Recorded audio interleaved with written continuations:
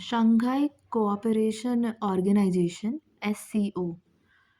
इसका इंसेप्शन ना एज शंघाई 5 ही हुआ था। रशिया, चाइना और 3 ये सेंट्रल एशियन रिपब्लिक के कंट्रीज़ थे। फिर 2001 में ये टोटल 6 हो गया उज़्बेकिस्तान के जॉइन करने के बाद। और अस्ताना समिट जब हुआ था तब इंडिया और पाकिस्तान ने इसे जॉइन किया था। अभी 2025 में ईरान और बेलारूस भी इसके मेंबर हैं, तो टोटल 10 मेंबर्स हो गए इसमें। चलो अभी देखते हैं। ये इंडिया ने जॉइंट डिक्लेरेशन पे साइन करने से डिक्लाइन कर दिया था। डिफेंस मिनिस्टर्स मीटिंग ये जो चाइना में हो रहा था उसमें, तो ये कॉन्सेंसस पे नहीं पहुंच पाया था। और इसके की रीजंस थे इंडिया के रिफ्यूज़ल का कि सेलेक्टिव कंडेमनेशन ऑफ टेररिज्म, क्योंकि ये डॉक्यूमेंट ने आउटराइटली ओमिट कर दिया था पहलगाम टेरर अटैक के बारे में कुछ भी नोटिस में लेना, बट उन्होंने बलूचिस्तान का रेफरेंस दिया था। और ऐसा एलिज्ड है कि ये पाकिस्तान बलूचिस्तान इशू में इंडिया का एलिज्ड बिहेवियर, मतलब रोल है उसमें कुछ ऐसा। तो इसलिए पहलगाम को उन्होंने जो हटा दिया, बस इसलिए हमने जॉइंट डिक्लेरेशन में साइन नहीं किया था। और सेकंड रीज़न ये दिया कि non negotiable stand on terrorism. India maintain करता है कि peace and terrorism can not exist, a principle it upholds firmly in multilateral forums. इससे रिलेटेड एक और एक स्टेटमेंट भी है कि blood and water can't flow together. अब India strategic opportunities in SCO। First point is engaging central Asia. SCO add करता है इंडिया का जो कनेक्ट सेंट्रल एशिया पॉलिसी है उसमें। सेकेंड है इकोनॉमिक एंड एनर्जी कोऑपरेशन। तो रिसोर्सेज जो है, जैसे फॉर एग्जांपल कज़ाकिस्तान का जो यूरेनियम रिसोर्स है, या फिर तुर्कमेनिस्तान का नेचुरल गैस है, या ताजिकिस्तान में हाइड्रो पावर है, उसको एक्सेस करने में ये फैसिलिटेट करता है SCO। फिर रीजनल कनेक्टिविटी, INSTC जैसे हो गया, उन टाइप के इनिशिएटिव्स को फैसिलिटेट करता है, सपोर्ट करता है। फिर डिप्लोमेटिक चैनल, ये पाकिस्तान और चाइना के साथ एक डिप्लोमेटिक डायलॉग मेंटेन हो सके डिस्पाइट टेंशंस, उसका वे है। और इंडियाज़ कंसर्न्स क्या है SCO के regarding. First is China factor, China का डोमिनेंस है। रिस्क है कि SCO कहीं चाइना सेंट्रिक प्लेटफॉर्म ही ना बन जाए जो कि BRI जैसे इनिशिएटिव्स को प्रमोट करे। इनफैक्ट BRI 2013 में आस्ताना में ही लॉन्च हुआ था। और एक्सपेंशन इश्यूज़ कि जो न्यू मेंबर्स जैसे बेलारूस या फिर ईरान आ रहे हैं, तो ये रीजनल फोकस को डाइल्यूट कर रहा है। लिमिटेड इफेक्टिवनेस, डिसीजंस जो है इन्फोर्सेबिलिटी लैक करते हैं, resembling a discussion forum like NAM। और एंटी वेस्टर्न परसेप्शन, वेस्ट ने तो SCO को एंटी NATO होने का ये नाम भी दे रखा है। तो SCO is sometimes seen as a bloc opposing western influence. India का बैलेंसिंग एक्ट क्या है, ये अच्छे पॉइंट्स है। इंडिया का balancing act, protective national interests, तो refuse to endorse BRI at the 2023 SCO summit. Selective engagement, वो कोऑपरेट करे counter terrorism via SCO RATS, ये टेररिज्म के खिलाफ ही एक इनिशिएटिव है। फिर development focus, non political agendas जो हैं जैसे ट्रेडिशनल मेडिसिन या स्टार्टअप्स, तो उसको प्रमोट करता है। और लेवरेज रशिया टाइज, तो वो रशिया के साथ अलाइन करता है कि SCO के एजेंडाज पे। अब SCO का रोल ग्लोबल मल्टीलैटरलिज्म में क्या है। First is geo political reach, covers 80% of Eurasia and 42% of the world's population. Economic influences कि कॉन्ट्रीब्यूट्स 25%, मतलब 1/4 ऑफ द टोटल ये ग्लोबल GDP पे। ऑल्टरनेटिव है ये वेस्टर्न फोरम्स के, presents a non western multilateral model. और security role, addresses Afghanistan security vacuum post NATO withdrawal. फिर conclusion में है कि इंडिया SCO को व्यू करता है एक वाइटल प्लेटफॉर्म की तरह रीजनल एंगेजमेंट सेंट्रल एशिया में, but it remains cautious of its China centric tilt. तो India seeks to reconfigure SCO into development focused entity rather कि वो एक एंटी वेस्टर्न एजेंडा बन जाए।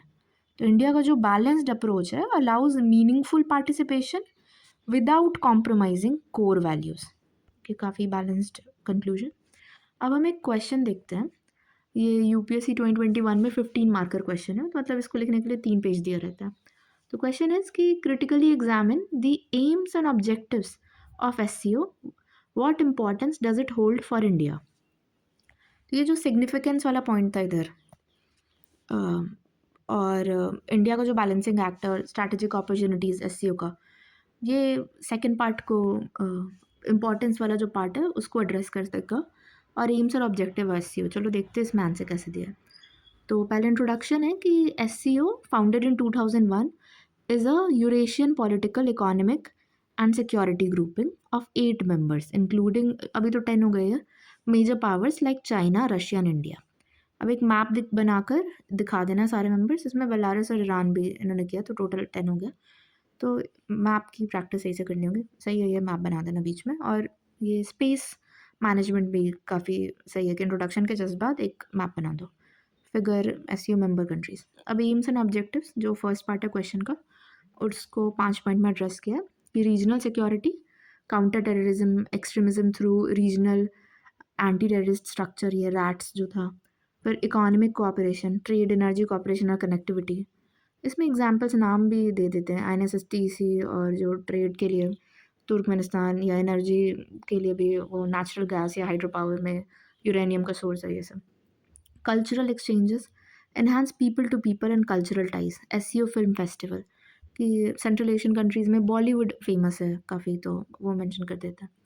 और मल्टीपोलर वर्ल्ड ऑर्डर, ये western dominance by strengthening Eurasian strategic autonomy, तो उसको बैलेंस करता है वेस्टर्न डोमिनेंस को। और connectivity and energy corridors, INSTC जैसे। अब इंडिया के लिए इंपॉर्टेंस क्या है, इन्होंने 5 पॉइंट मेंशन करा है इधर कि सिक्योरिटी, तो cooperation against cross border terrorism and radicalisation. फिर second is energy security, central Asia का जो वास्ट एनर्जी रिसोर्स है, तापी पाइपलाइन एग्जाम्पल। फिर connectivity, Chabahar port, INSTC, enhance India's Eurasian outreach. फिर geo political leverage, platform with Russia, China and central Asia, balancing Pakistan presence. और strategic autonomy, strengthen India's multipolar vision, SCO और Quad. Strategic autonomy मतलब दोनों ही, हम waste के साथ और जो सेंट्रल एशियन कंट्रीज़ है या चाइना रशिया, उनके साथ भी हम बैलेंस कर पा रहे हैं, तो इंडिया का मल्टीपोलर विजन स्ट्रेंथन हो रहा है। अब इश्यूज़ क्या हैं इन अचीविंग दिस ऑब्जेक्टिव, ये क्वेश्चन में मेंशन नहीं था, बट ना हम इसको स्ट्रक्चर देने के लिए इस आंसर को पासिंग रेफरेंस में इश्यूज़ या चैलेंजेस है वो भी मेंशन करेंगे। तो first point is India Pakistan rivalry, कि constant hostility hampers consensus on counter terrorism.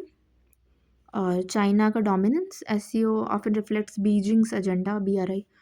फिर डाइवर्जन इंटरेस्ट, यूक्रेन पे डिफरेंस है, कॉन्फ्लिक्ट एंड यूएस के साथ रिलेशंस, इंटरेस्ट। इनफैक्ट जो कंट्रीज़ है, डेमोक्रेसी और डिक्टेटरशिप, कॉन्स्टिट्यूशनल मोनार्की, ये बहुत ही अलग अलग पॉलिटी है इस एससीओ में मेंबर्स, तो उससे भी इंटरेस्ट तो डाइवर्जेंट है ही। Limited institutional capacity, strong enforcement mechanism नहीं है। कनेक्टिविटी बैरियर्स, इंडिया BRI के बाहर है, तो lacks direct land access to central Asia. और इकोनॉमिक कोऑपरेशन वीकनेस, जो इंट्रा एससीओ ट्रेड वो 10% ऑफ मेंबर्स के साथ ही है टोटल ट्रेड का, तो वो मतलब कम ही है, वो इसमें अनटैप्ड पोटेंशियल है। फिर security challenges, terrorism, separatism continues despite RITS। तब इसके कंक्लूजन में मेंशन्ड है कि एज ऑनरेबल, ये बहुत छोटी बात है ऐसे ऑनरेबल मेंशन करना, हम इसको प्रैक्टिस में ला सकते हैं कि कोई भी मिनिस्टर या जो भी कोट कर रहा है उसके आगे ऑनरेबल लगा दें। S Jaishankar said, SCO must be driven by cooperation not competition. For India, enhancing counter-terrorism, energy security and regional stability ensures SCO's transformative potential। तो यही है कि कोऑपरेशन ड्रिवन होना चाहिए, कंपटीशन नहीं। और जो हमारे स्ट्रैटेजिक इंटरेस्ट से टेररिज्म काउंटर करना, एनर्जी सिक्योरिटी और रीजनल स्टेबिलिटी, ये SCO का ट्रांसफॉर्मेटिव पोटेंशियल इंश्योर करेगा। Okay, so we are done with it.